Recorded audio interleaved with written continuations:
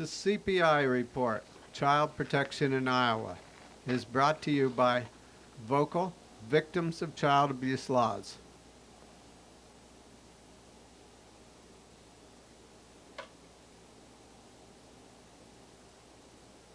You can watch our program all on Mediacom Channel 15 in Des Moines.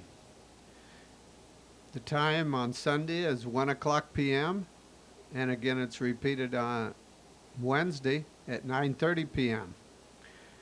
And we also show it in the Council Bluffs, Omaha area on Cox Channel 23. It's shown every other Thursday, 4:30 p.m.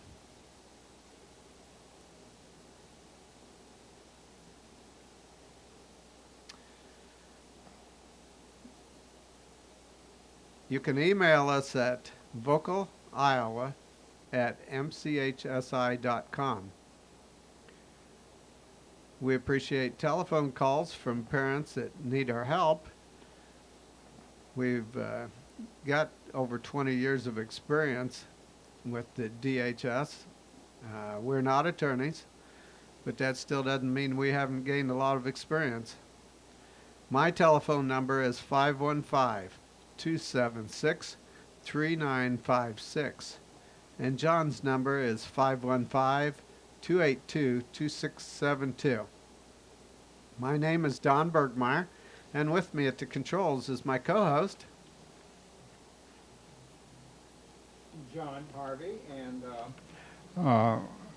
welcome to the CPI report.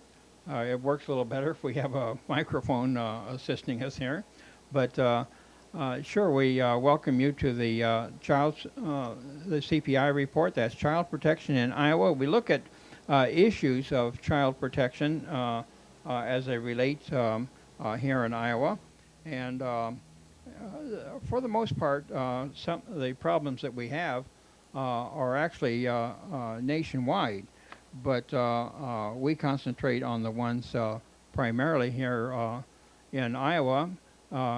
We look at the Iowa laws and look at the policies by which children are supposed to be protected in Iowa.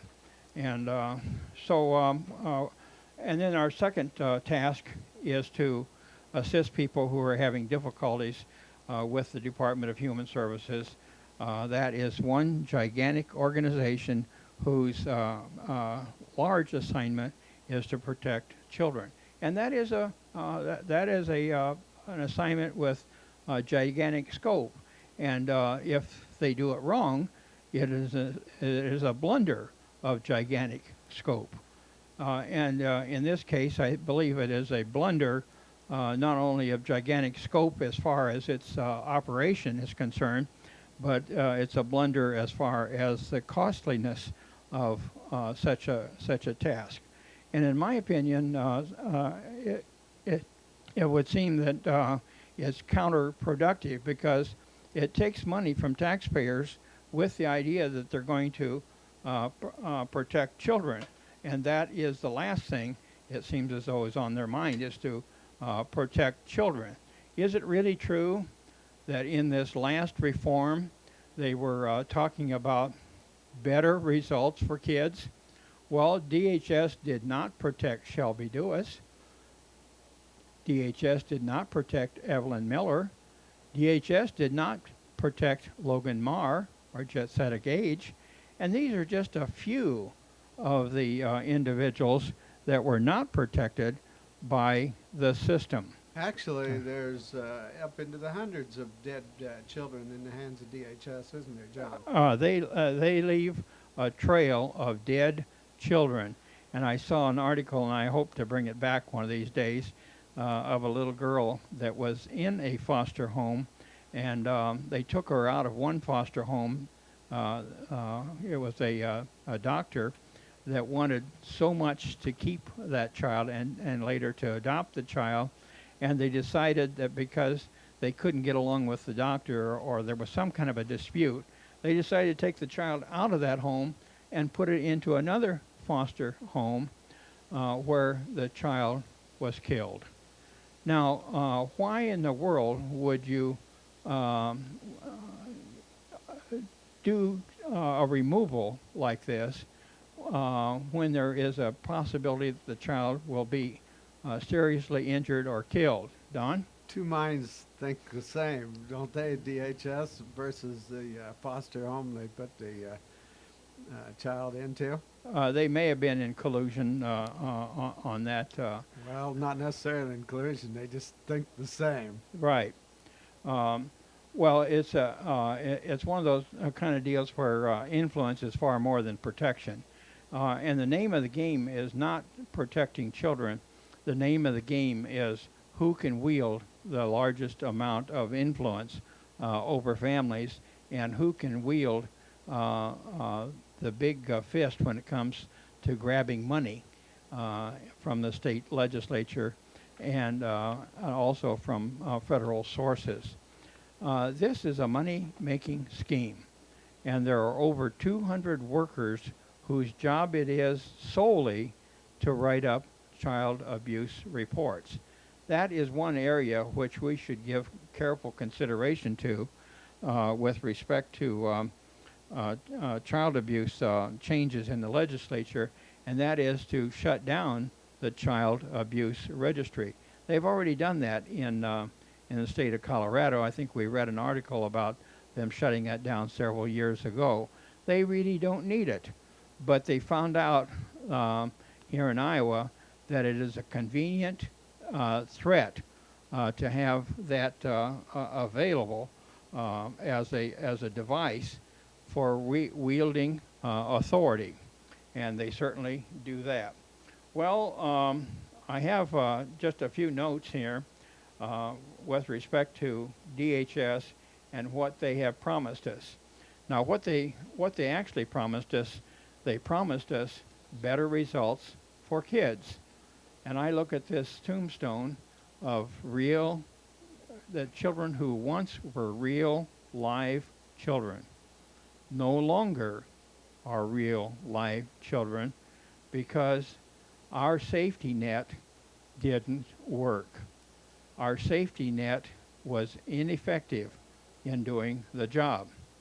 And I think we can ponder as to why the safety net didn't work.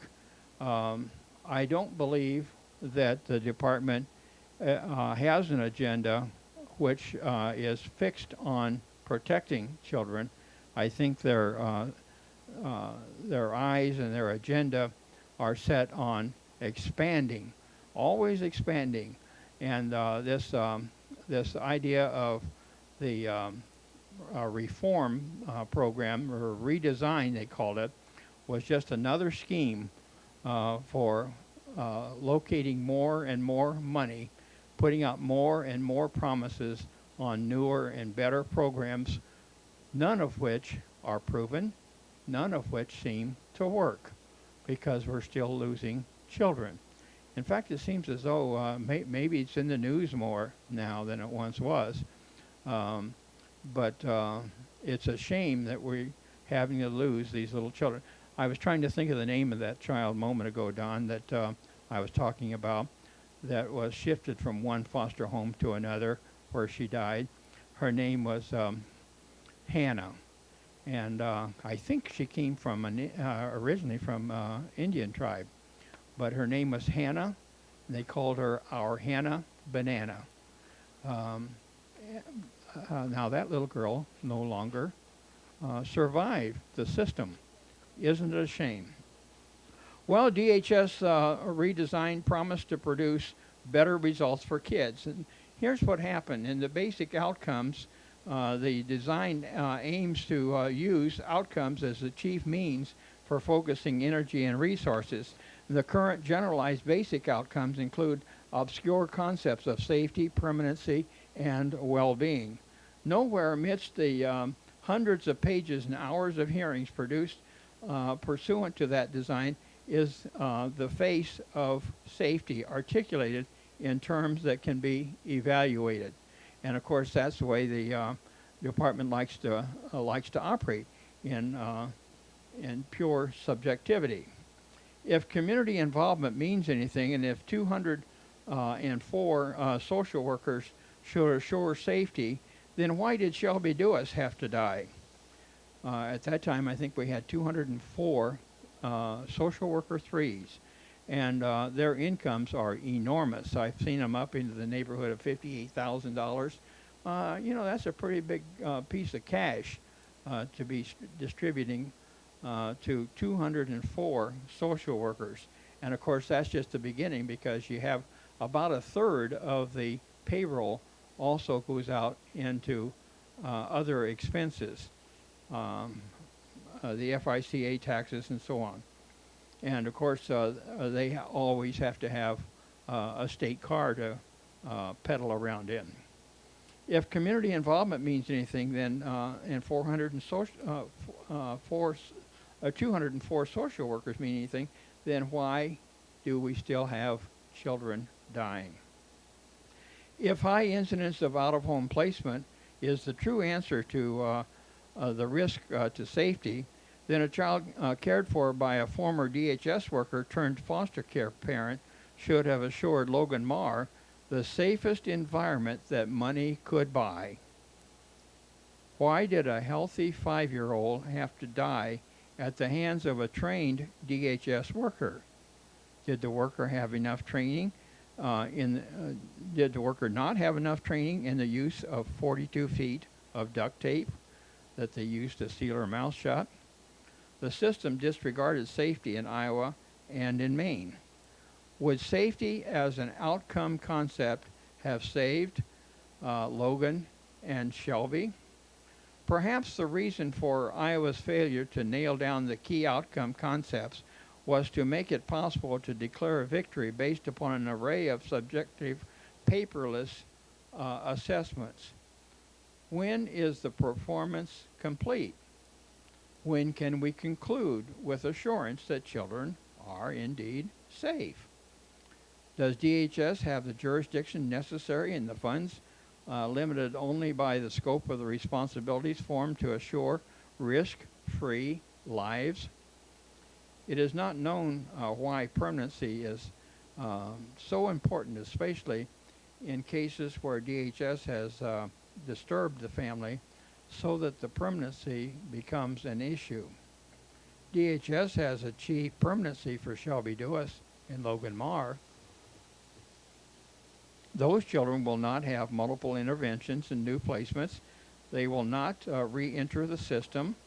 What do the pages of the DHS manual tell workers what must be considered, whether to remove and whether to return children?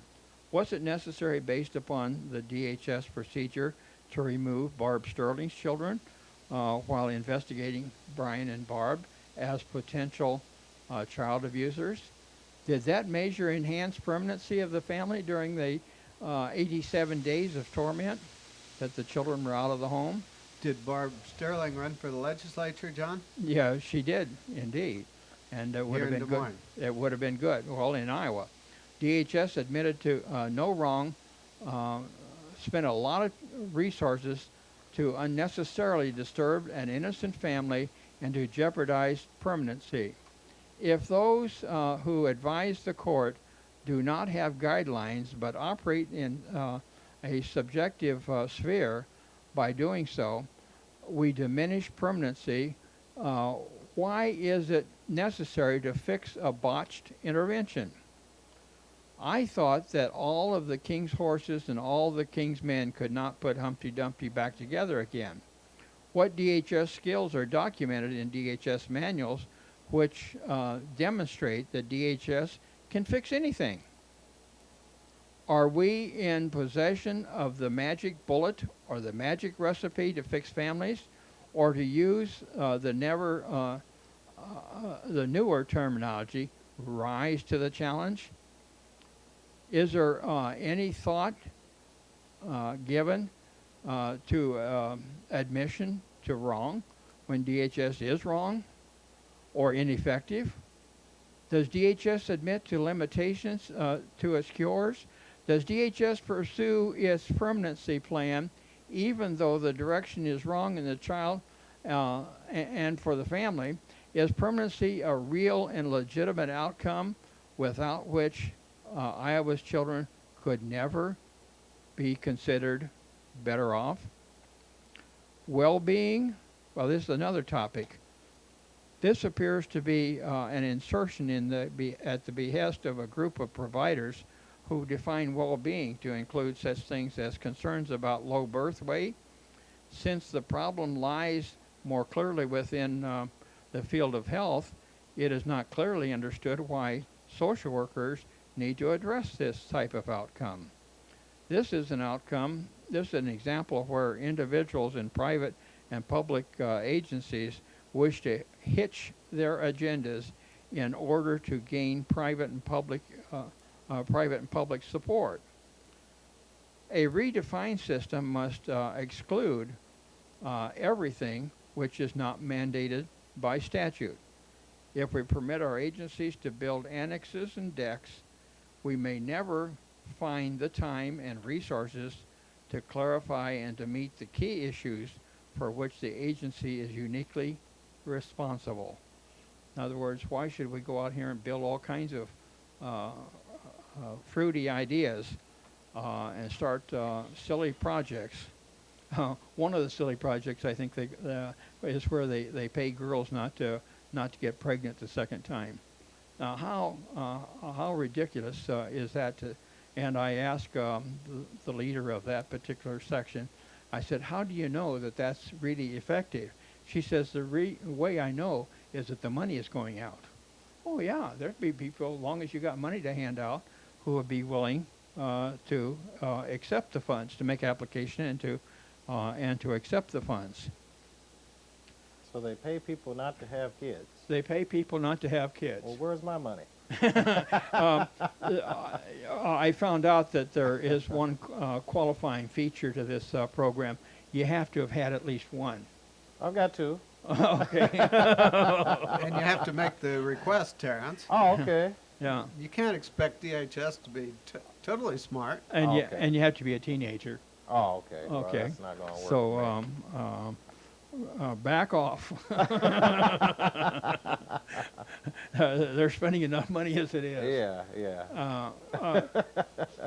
Now, does the law require that we have those kinds of programs? No. Someone dreams them up and decides that they're a part of the social agency's responsibility, and it's up to the Treasury to fund it.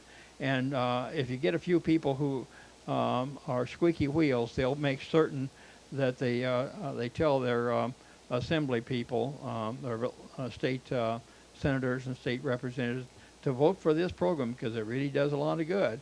It saves a lot of teenagers a lot of wear and tear, not having to raise all those children. I don't know that there's any statistics to show that it works, but that seems not to be a terribly important thing anymore. This is an example of where individuals in private and public wish to hitch their agendas in order to gain that kind of support. Let's see, a redefined system must exclude, that's where I was talking about exclusion of things that are not mandated by the statute. You know, what's wrong with carving our public spending back to what the legislature insists on? Now, if the legislature wants these extra silly programs, let them be the ones to dictate them, not pass a bunch of money off to the agency so that they can engage in about every faulty idea that they can come up with. If we permit our agencies to build annexes and decks, we may never find the time and resources to clarify and to meet the key issues for which the agency is uniquely responsible. What's wrong with finding a proper, single, focused direction? Expanding the scope of the agency's responsibility does not provide focus, definition, clarity, and resources to the new task. It invites duplication and waste. The sad part about overextensions is that it robs the core efforts of the required time, attention, focused, and resources.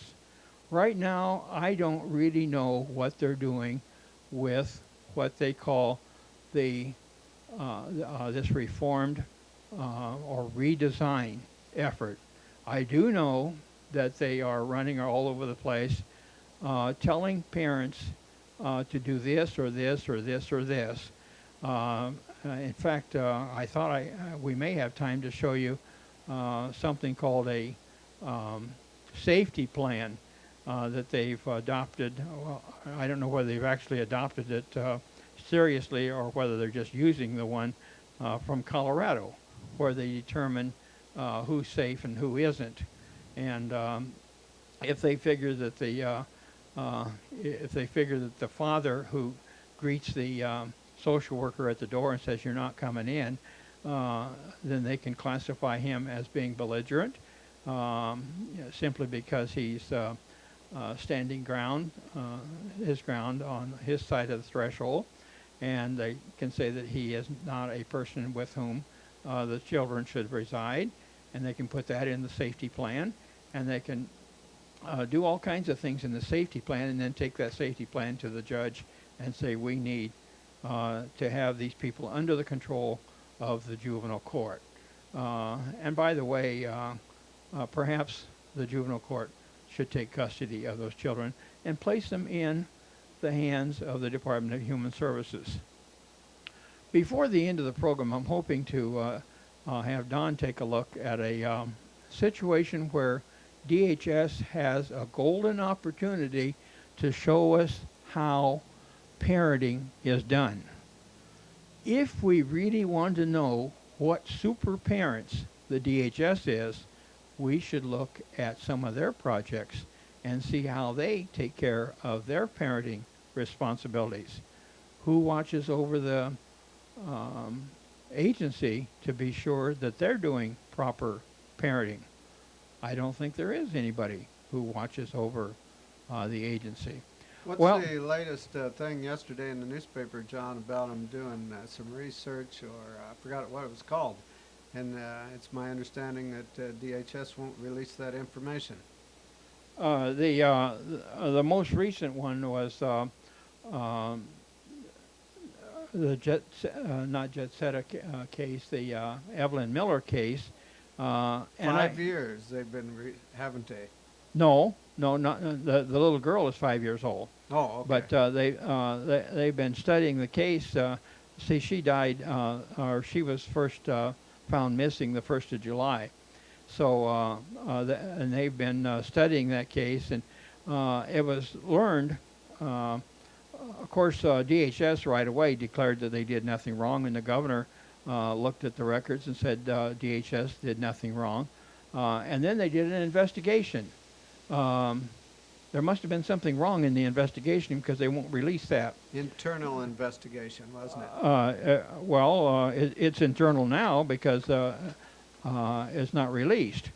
Now, what they have done in the code is that because of problems they've had before, this isn't the first time they've had a death case or where the public has said, look, we want to know what DHS did.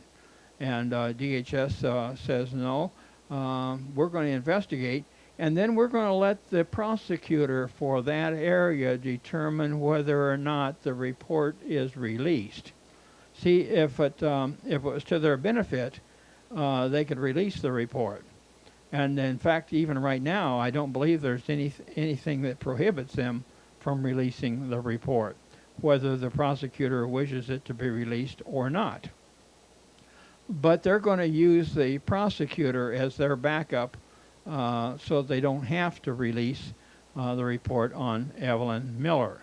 We may find out that they did not handle this case appropriately, in which case Vilsack was not forthcoming with the truth when he tells us that DHS was all right. Of course, he may have counseled with the higher-ups in DHS, and that's what he may have been told. So he may be releasing information that he was told by DHS to release to the public. It may be required that DHS will withhold all of this information until after the prosecution is completed with the prosecution. Now, if they never find the killer, such as in the Shelby Dewis case, there may never be a time when they can open up the books. They have arranged for an open type of situation where they're open to public scrutiny unless they decide to close it. So we've done our job, they said. We finished our report. Now, just try to find it. Just try to read it, because we're going to make sure that nobody sees it. Well, I have high praise, I guess, for the people in Floyd who have been silent about these things and don't let silly little things get away from them. But I think there's a time and a place where DHS needs to show their stuff if, by the way, they shouldn't have anything to hide, right? That's what they tell us. Well, let's turn now, before we run out of time here, let's turn now to some matters on the courtroom scene. Let's talk to someone who's been in the courtroom more than he wishes to be, but he certainly doesn't shy away from criticism of the court system where it has gone bad. Let's talk to Terrance Walker. Well, you know, it's been said that criticism is the breakfast of champions. Unfortunately, in the courts, we don't have too many champions. They'll choose to sanction attorneys. They'll choose to disbar attorneys. They'll choose to oust judges that are critical of the system. So therein, we don't have any champions in our court system as of yet. We may have a few, few shining examples, but those are few and far between. I had an urgent matter here to discuss. Again, my name is Terrance Walker. I'm the judge of the judges here in Iowa, and this is probably one of the only shows that you're going to hear in this nation that is weekly, ongoing, informative, and educational as it pertains to the judges and the courts here in the nation, particularly here in Iowa. But I did have an urgent matter to discuss. I just wanted to say, ladies and gentlemen, in the midst of this war on terror, there's an evil force among us, a rogue, renegade force, capable of heinous acts. This malevolent force is especially dangerous as our law enforcement agencies are powerless to stop it. They will steal your home, your kids, your liberty, and even your life. And they have done so countless times, and they do so, and they're doing so as we speak. What secret force am I talking about? What secret evil force am I talking about? Sleeper cells. Now, don't get me wrong, I'm not talking about sleeper cells in the sense of the London subway bombers or Al-Qaeda lurking about. I'm talking about sleeper cells of an even higher order, of a higher court order. Each year, we empower these sleeper elements all over this nation. We give them a gavel, a robe, and a title, judge. We didn't know their views. We don't know their views on a lot of the controversial issues of the time, nor on the Constitution, because they are entitled to what they call independence. And a lot of times they won't discuss their views. All we know is a lot of these individuals have college degrees in something they call law and a few other accolades, maybe a position as a law clerk. We don't know that some of the individuals hold the most dangerous of views. Some are sadists, capable of sentencing to death innocent people. without regard. Some are tyrants capable of interpreting the law any way they seem fit at the time. Some are fascists, caving into big government and capable of taking your land for the private resort, the guy with the big dollars or the company with the big dollars. Some are even bigots, capable of ruling against you because you're a minority. Yet we allow this to continue, and our political establishment won't make these sleeper elements divulge their destructive ideologies before they come into existence. We rely on these law degrees and legal experience as de facto qualifications of judicial office. Yet this is wrong. Let's take a look at a prime example. Would you show the individuals here?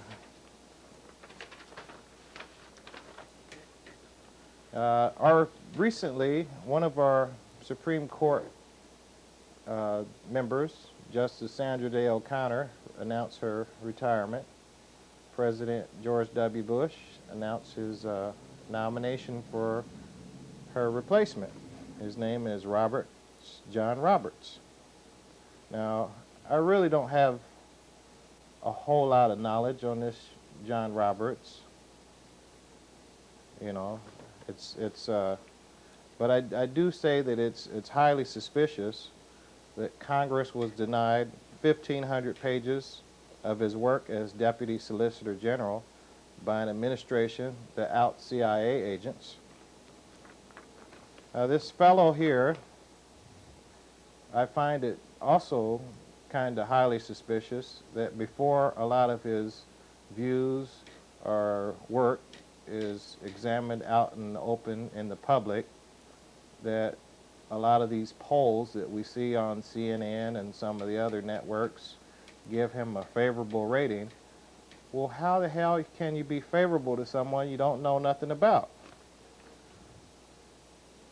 This article by the Detroit Free Press, Gina Holland, she points out a couple of incidences in which Roberts may tend to lead toward supporting anything for big government.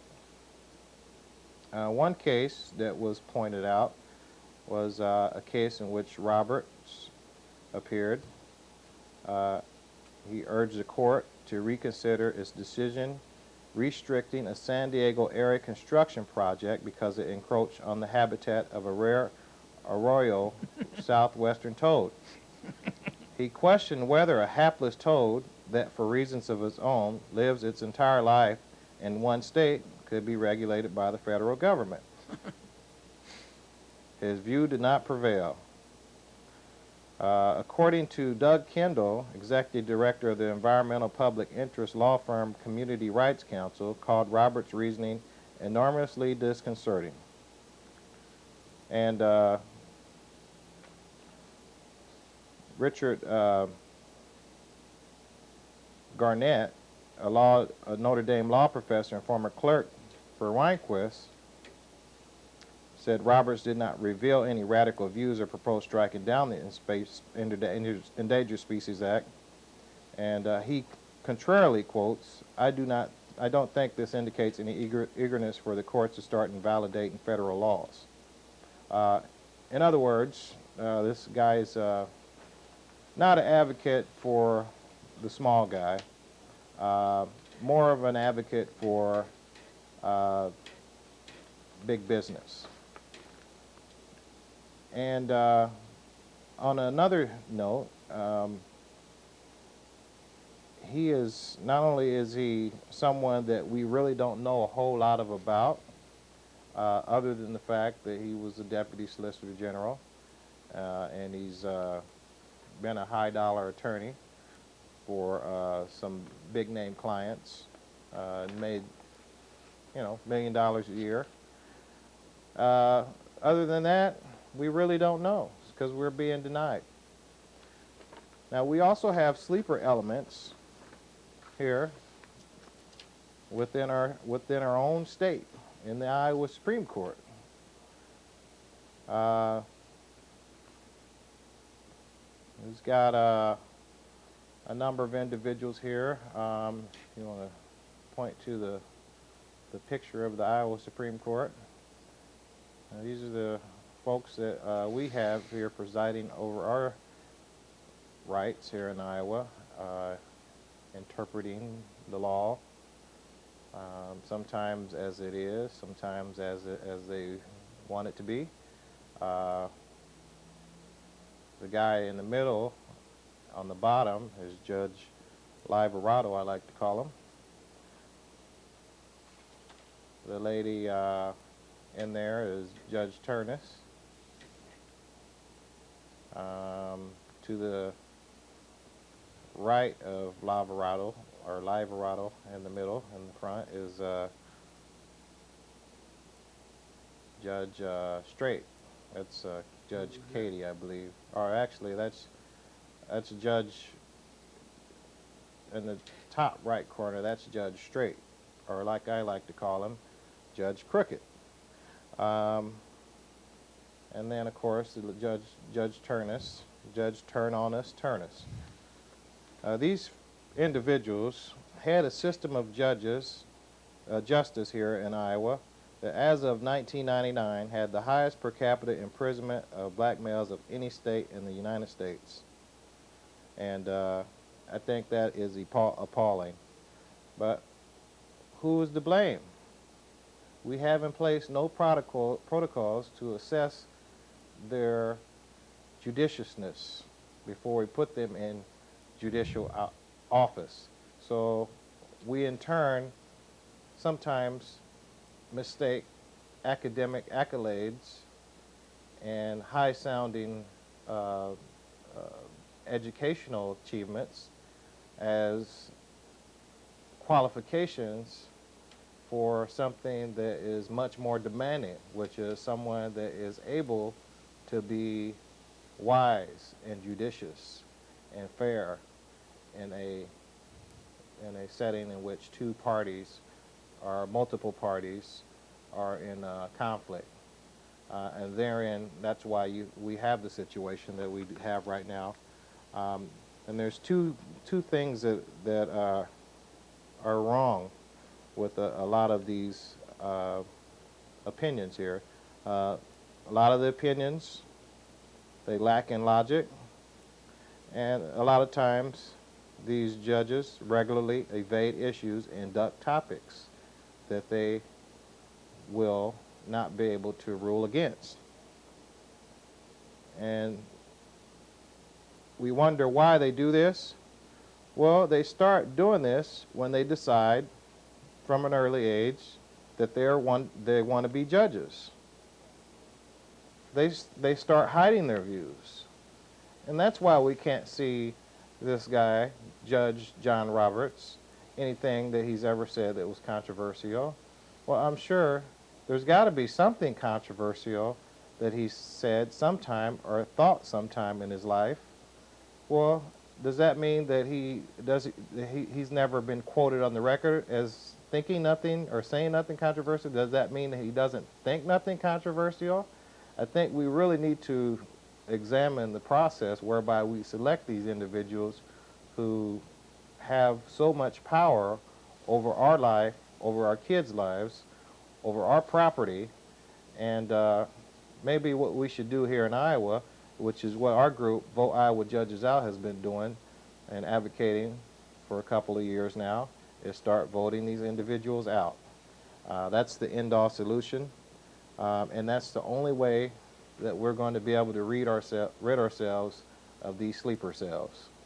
Because, as we see time and time again, they are coming to light, and they are a lot more damaging than an Al-Qaeda sleeper cell, trust me. One other topic I did wanted to bring out here. I think that there's an article on the Atlantic Online by Stuart Taylor, that kind of highlight some of the effects of having sleeper elements within our judicial system. This article is entitled "The Supreme Court's Greatest Failing is Not Ideological Bias, it's the justices' increasingly tenuous grasp of how the real world works." And that's what you get when you rely so heavily on academic accolades, law clerkships, editorial or editors of school legal review journals. We get these kind of individuals that have no real world experience, and we expect them to tackle real world issues. But Stuart Taylor, Jr., who wrote this article, he quotes, and I'll quote his article, "How many of the present judges of the United States Supreme Court has even presided over a single criminal or civil trial? How many have either been criminal defense lawyers or trial prosecutors? How many have argued big-time commercial lawsuits within the past 35 years? How many have previously served at the highest levels of the executive branch of government?" And the answers are 0, 0, 0, 1, and 1, respectively. David Souter was a New Hampshire prosecutor once upon a time and later served as a trial judge.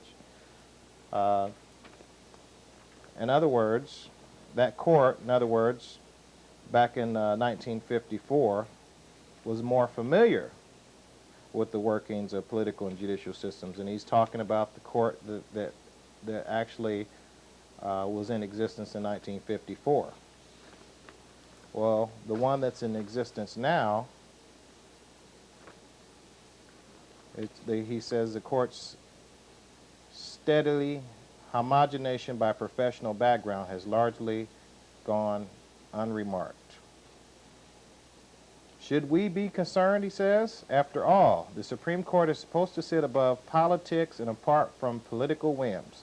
But when a large majority of the court's justices have never cross-examined a lying cop or a slippery CEO, never faced a jury, never slogged through the swamps of a modern-day discovery process, something has gone wrong, as the court has lost touch with the real-world ramifications of its decisions. Our judicial system has clearly suffered. And I would just like to end that we are definitely suffering the effects, the residual effects of the court system suffering from the sleeper elements within it. And that's why we do have to, like I said, the only way that we have to get rid of them here in Iowa is to vote them out. Did you have any other questions or anything, John or Don?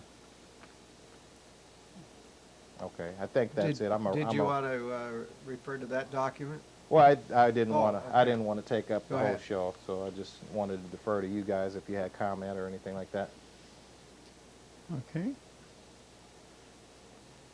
One of the marvelous things that has come about in the judicial system, and of course this didn't arise from the judicial system, it actually arose because of the judicial system, is called the Innocence Project. And we haven't touched on that a whole lot on this program, but it has shown that there are many individuals in prison who should not be there. Part of the reason why that happens is because of the way the judicial system is put together and the way that we instruct our juries. We instruct our juries in such a manner that it is a whole lot easier to find a person guilty than to find a person innocent. Otherwise, why would you assemble a jury? Wouldn't it seem strange to you that you would go down 3 times a month to sit down on a jury, and each time you'd find the person innocent? Wouldn't you feel as though your time had been wasted because you haven't been able to put a nail in the coffin of crime here should be able to cuff them and stuff them and imprison them and throw away the key.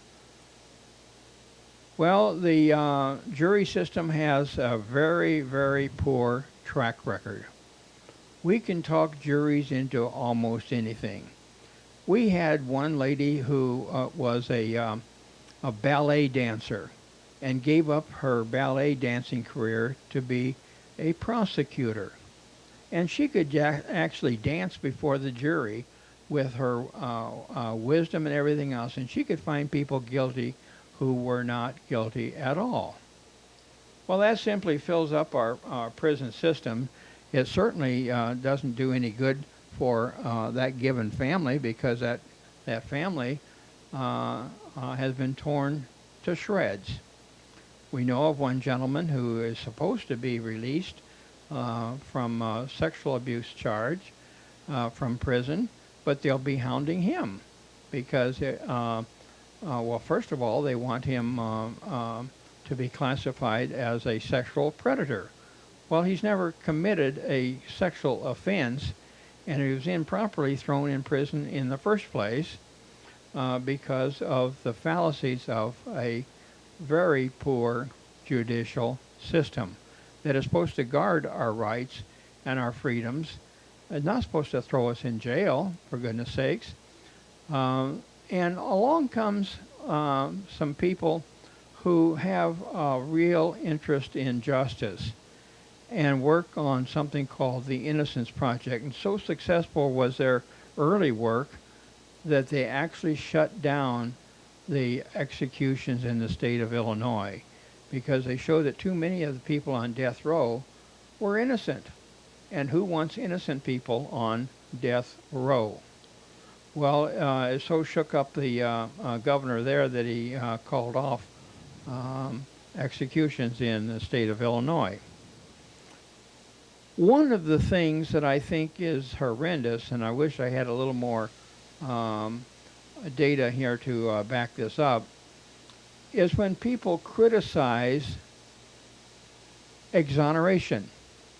Exoneration is one of the happiest words that you can ever imagine in the judicial system. Well, another happy word is reversed and remanded. and remanded to the lower court Yeah, those should be. with instructions. Yeah, those should be some of the happier words. But exoneration should be the happiest word, and it should be with some degree of finality. For once you have served 12 or 15 years on a in prison for a crime you did not commit, and whether it is DNA that found you innocent, or whether somebody came forward and admitted to the crime, or however it is that you were exonerated, that should be the last word. Well, then we have some of these people who step forward and say, well, there's other elements of the crime that they didn't pay enough attention to. If they'd only paid enough attention to the other elements of the crime, that person would have been found guilty. They did that to a Centerville teacher. He was found not to be guilty by twice by juries, but they said that doesn't mean he's innocent. Well, in our system, it does. Sorry about that. It may be an improper jury verdict, but I'm sorry, that's the way we do business. And I think we need to begin a degree of respect. Well, in one case, we found a fellow who was on death row for a crime that he did not commit. And he's been recently, he's written a book on it. And he was interviewed on Larry King's program. But a woman prosecutor found reason to discount his exoneration. And another fellow wrote in just this brief note. I remember a couple of cases a few years ago where DNA evidence established that a sentenced man was in fact innocent, but the appeal was rejected by the judge on the grounds that he didn't know he was innocent, or in one case, we didn't know the witness was lying. when he sentenced him. Well, that's what the court's supposed to do, is to find out what the what the elements are of the case, and to find out the truth of the matter. Apparently, this judge didn't pursue that element of justice that we expect the court to maintain. He didn't follow along with us a whole notion that a man that before we sentence a man, we must be persuaded beyond a reasonable doubt. Now, how in the world did they get through this whole case without raising some reasonable doubt? They can brush away reasonable doubt so easily now. Well, that's just a comment about our silly system. I think it needs fixing. And I think, Terrance, you're right in pushing for this whole idea of asking those judges to leave the bench if they don't agree with these basic principles of justice. Well, Don, we talked about people who are expert at parenting. Let's look at a case in Woodward. This is where the DHS is the parent. Let's find out if there's any trouble in the household of DHS in Woodward, Iowa. Don? The article starts out, assaults on residences. Staff on the rise at state-run Woodward Center. More assaults on residents. Staff reported at state facility. This is dated August 1st. Heads butted, blood shed. Consciousness and eyesight temporarily lost. In the year since her 21-year-old Travis had moved to Woodward Resource Center, Sharon Mully had learned about so many violent attacks involving one of his mentally disabled housemates that she began to fear for those living and working there. After several workers transferred, she said she began making appeals to have the man moved elsewhere at the state-run institution. Quote, I did not want Travis or the staff to be at risk of harm anymore, unquote, said the Bettendorf woman who heard about the articles from workers and her son. Woodward's situation. Last week, Mully, it's spelled M-U-L-L-O-Y, learned that arrangements had been made to transfer her son out of the college. A move, she said, that did nothing to protect people from the residence's outburst. I was jumping up and down furiously, she said. They never even consulted me.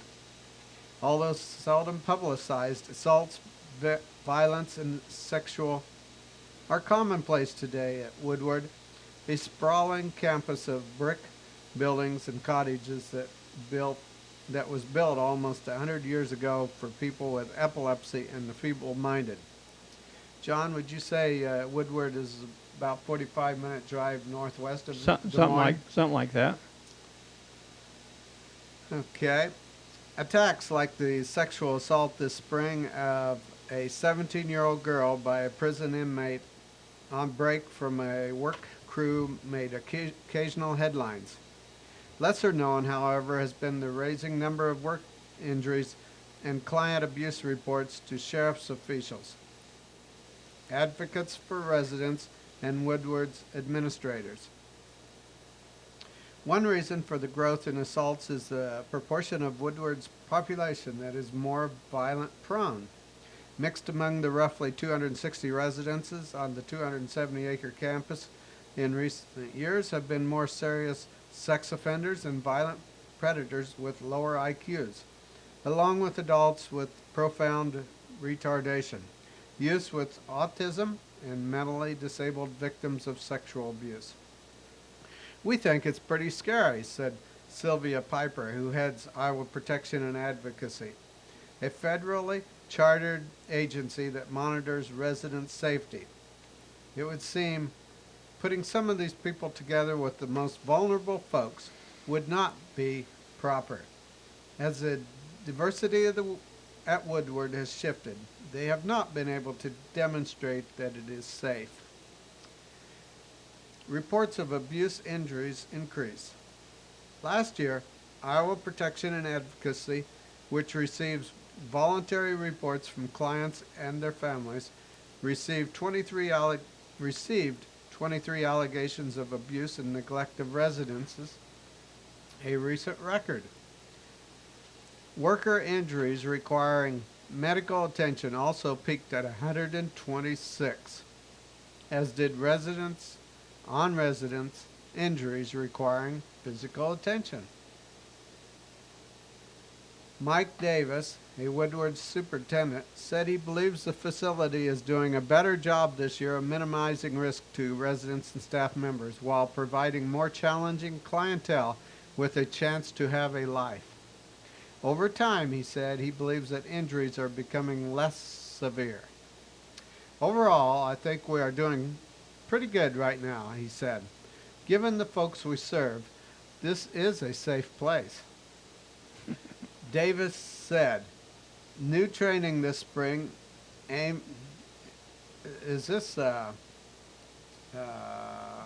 this war? This like we hear on the news about war? Like. Is this a safe place? Davis said new training this spring aimed at limiting the once widespread use of various types of physical or mechanical restraints on residences, along with several new hires that have helped staffing levels, should help limit injuries in the wake of a U.S. Department of Justice investigation. They're talking about tie downs and different things. I remember several years ago we reported on the 5-point tie down, and that was illegal. And they just leave a child tied down for hours and hours at a time, never permitting them to go to the bathroom. So sometimes they get out of control, even though the people they're supposedly trying to help may be a problem. But we live in the United States where even those people have some rights. I'll go on. A Woodward resident death in a bathtub in 1999 helped prompt the probe into a client safety that ended last year. Until then, according to investigators' reports, residents routinely were injured and some died because they were improperly restrained in different ways by workers. Advocates say cases indicate risk of harm, but some advocates, workers, and parents like Malloy point to troubling residents this year as evidence that residents and staff remain at significant risk of harm. All right, John. You see what's happening here is that they're blaming the clientele.